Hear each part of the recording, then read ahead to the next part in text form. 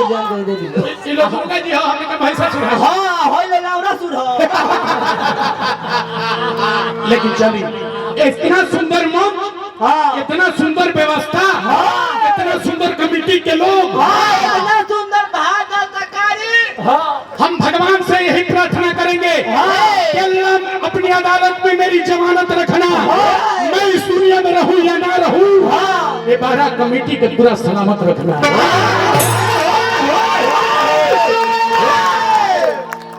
बाबा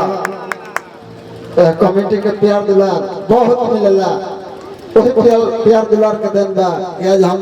रवा सब को बोला के भारत बैठे खातिर अरे धन्यवाद रो हमेशा हमेशा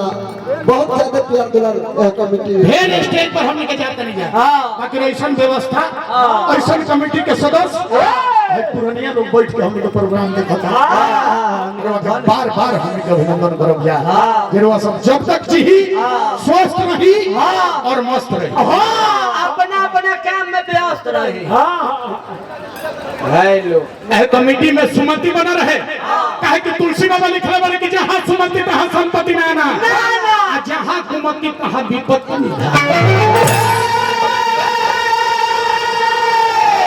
नहीं बाबा जी हमारा आओ आओ बड़ी बड़ी पुरस्कार है कमेटी की तरफ से भगवान से प्रार्थना कर ये कमेटी दिन दुना रात चौगुना बढ़ोतरी और भी भैया की तरफ से गुप्त दान महाकल्याण भगवान से प्रार्थना अब चली तेरी हमने के गीत संगीत में चले जाए चैत के लहर में चले गए दीदी भोजपुरी इंटरटेनमेंट अब वो तंत्र के माला दे दी ये पूरा लोग के हमनी के पूरे यूपी बिहार भरना पूरा भारत में विदेश में ले इनका माध्यम से लोग देखी जे 12 में होइसन चैता भइल रहो इतना सुंदर सुंदर लोग जुटे रहो तन मनी रो सब खबरी में जाके स्वागत करो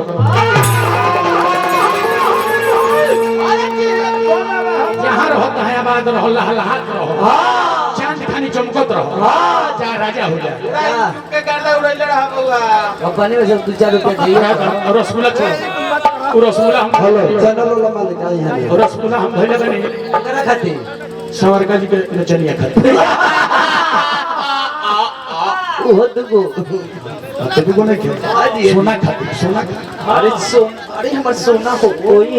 दीदी इंटरटेनमेंट भोजपुरी इंटरटेनमेंट के माध्यम से पुरस्कार हार्दिक बाकी पैसा से तरह समझ नहीं आना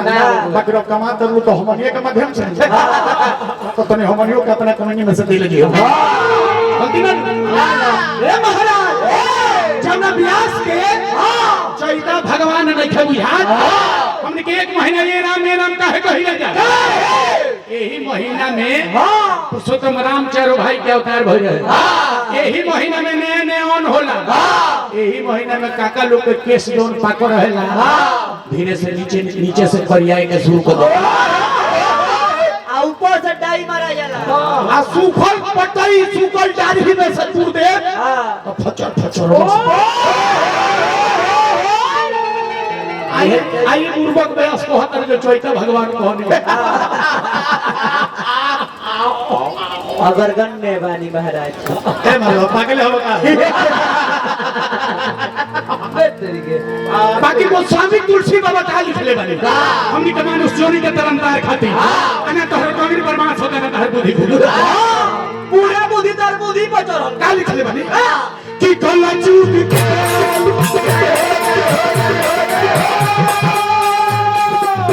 खाली हमारे में चल के मार देखियो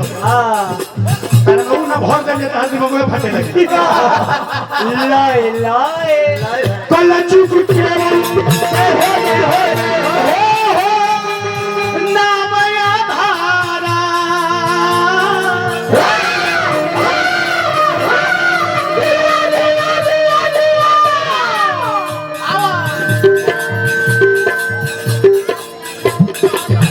कमलवास कुंवर के भगिना ग्राम कुतुबपुर के माध्यम से हजारों हजार रुपया पुरस्कार देंगे बना रहो जे कमलवास भाई हल्ला करो वो तो हल्ला बबुआ आला चुक केवल नाम आधारा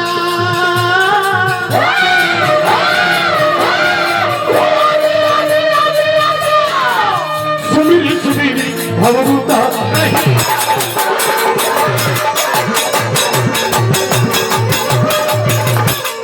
समर का ध्यान दिया हमारे बात को खाली हम नचबे ना करिले चुरई हम ना हम तो बिलगो है के भीतर ठेली एगो ध्यान रखिए नहीं कभी करवा जय हो जय हो जय हो जय ना भगवती दी दे तू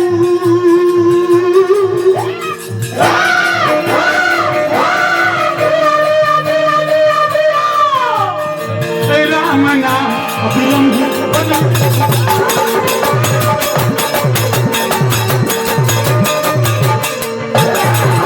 नाम जपत शिवंबर भयरू जन्म मरण के संशय गरू तुम्हारी बाण सुपावन नामू अपने बस कर राख रानू उनका नाम जपी जग जाना वाल्मीकि भय ब्रह्म समाना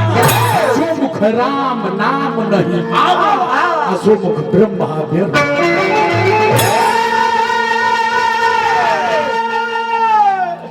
जयका महाराज करना बुझाई मैं आई बुझाई ना बजा के रखिया बजा ना भगला या दुर्भोग कहेगा तारा ब्याह सजे या कली लगाया बनी बनी एक लाइन भजन आई कर बाद चैता चैती हम के गाय आओ में गंजू वाला फिल्म भी लई मारो तेरी के भक्ति न जुटल बसा भाई जो बसा है भाई हां राजू पागल तो गंजू बजाओ हां आओ किनाटो बजाओ करते हैं तो पूछो हां बस बसा अंसारी जी है ये अच्छा चलो ठीक है हां हां निमन फूक लगता है अच्छा क्यों को मत हम अनियो के नाच सब हां बबुआ तनी एक लाइन भजन आई के बाद चैता